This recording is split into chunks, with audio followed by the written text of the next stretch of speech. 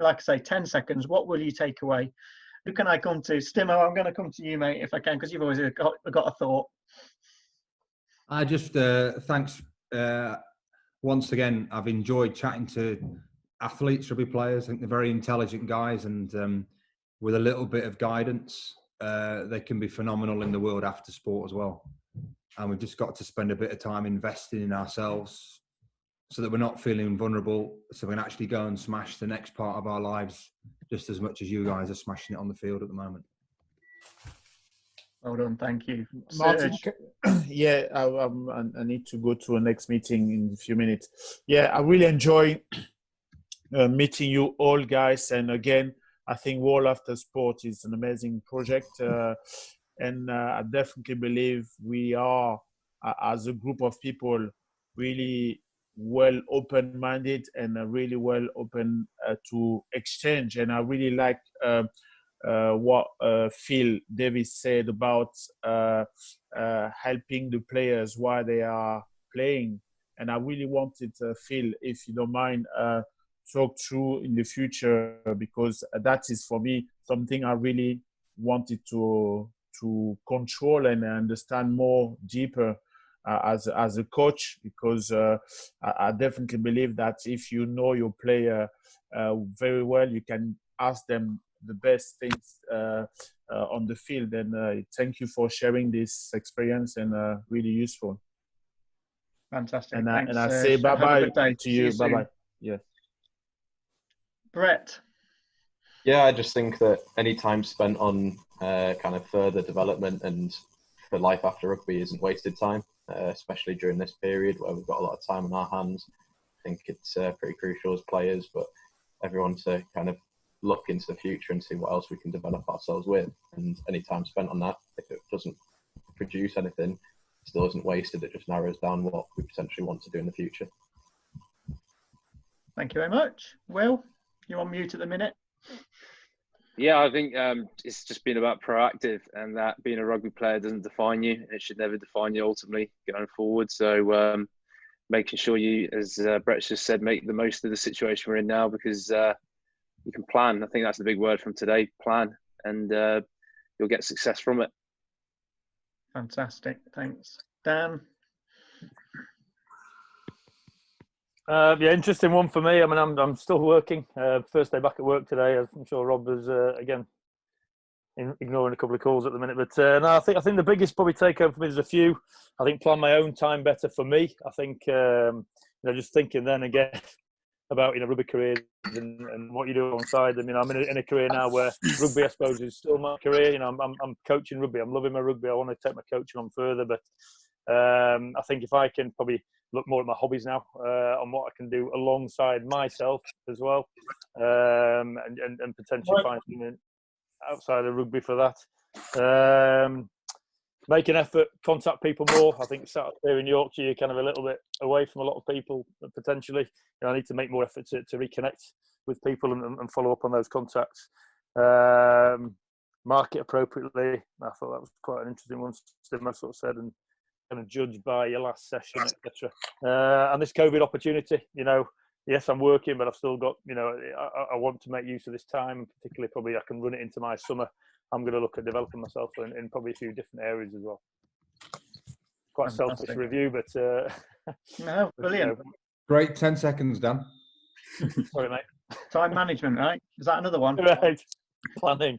Time management, yeah. Elliot.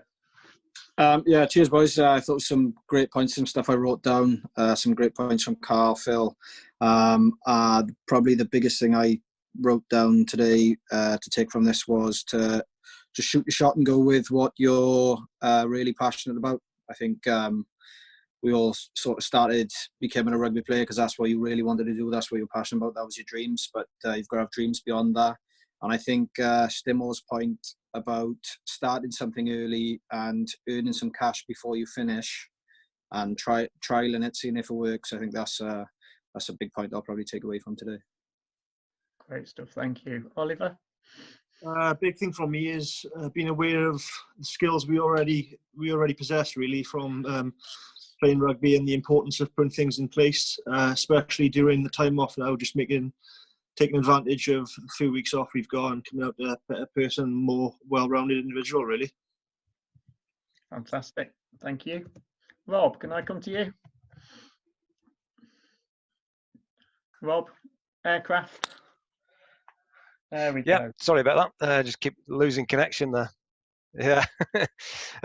I suppose I look back on this a little bit. It's just made you, get you thinking again a little bit, and just, I suppose a little bit of regret, really, to be honest, that I was so engulfed in rugby that I didn't look for external opportunities or anything. So I suppose that's something that I'd be really keen in my role now as well, of just trying to make the students aware of that, if they do go down the professional route, to make sure that they're actually doing something alongside it as well. Thank you. Hoggy, you ready? Yeah, I'm all good. COVID's changed the landscape in life.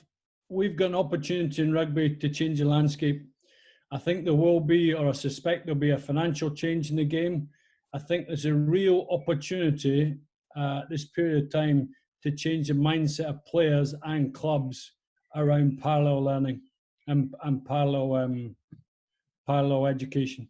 I think it's a wonderful opportunity. I think the game is going to change from what you read in the paper about the domestic structure of the games, the competition structure. I suspect the finance will change in the game. And I think it's a real opportunity for players and clubs to change the mindset. We as a rugby fraternity have to look after our own, and we have a magic opportunity to do it now. Brilliant. Thank you, Hoggy. And can I wrap up with Phil? Philip, hello. It's over to you, mate. Yes, Phil. Can you hear us? Yeah, I can, Mark. Yeah, yeah. Good points. Yeah. Look, just again, thanks everyone for coming on. It's been great. It's been terrific listening, and learning some ideas to move forward. But for me, I think it's having a balanced career plan, as everybody has said, but also running something parallel to that you enjoy, and you're understanding the skills that you're developing during that period to take forward into the future. I think those are the things for me. About the plan, understand the skills you're developing and really enjoy it as well, and then you keep doing it and keep doing it and keep developing in the future. So if we can, thanks again, boys, brilliant. Sorry I was a little bit late at the beginning, but if there are certain soundbites, as Martin has said, that we can put up on social media again, just to promote what we're doing, to get more people involved, because ultimately it's about supporting the players and the coaches for that matter. We still haven't got a coaching association yet, which we're trying to attend to as well, but hopefully it's about support and help, guidance, for us to move forward successfully as individuals and as a sport as well. So as Carla said, there's a big change I think going to happen after COVID-19, and let's try and be at the forefront of it as players, coaches. World After Sport can help that, that's for sure. Thank you.